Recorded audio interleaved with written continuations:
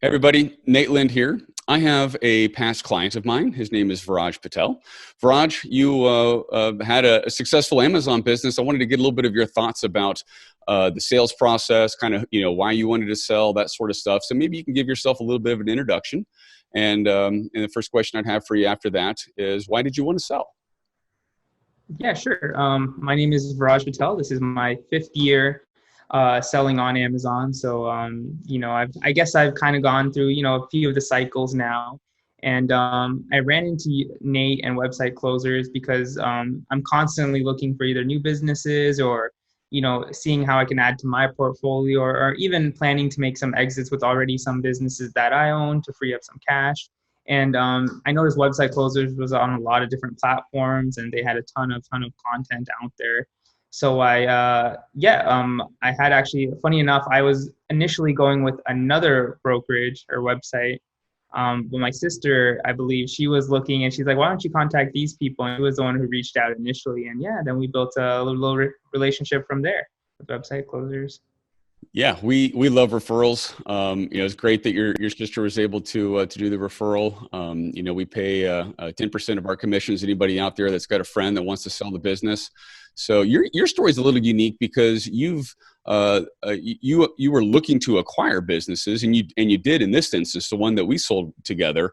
You acquired it, kind of rebooted it, and then we took it out to market, and you got a pretty good return on your investment. Yeah, it was different because I was initially looking to buy more, and I somehow ended up.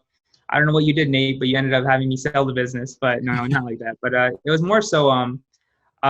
It was kind of like I wanted to free up some cash for some other business ventures that I had recently acquired. So it was like I was like I'm going to need a lot more cash because the other business was a lot bigger, and it was kind of like one of those things where I had to let something go.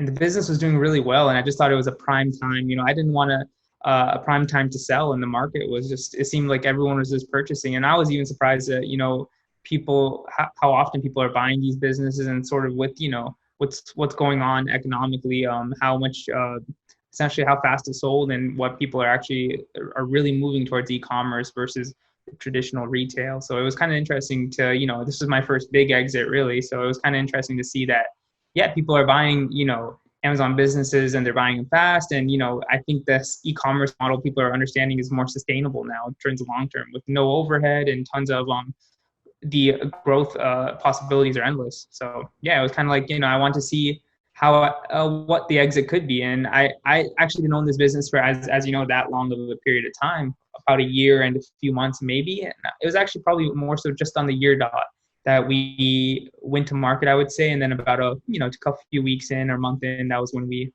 made that made the exit. So be sure to subscribe and hit the bell for notifications about new videos and interviews. And introduce yourself in the comments. Are you a buyer or a seller?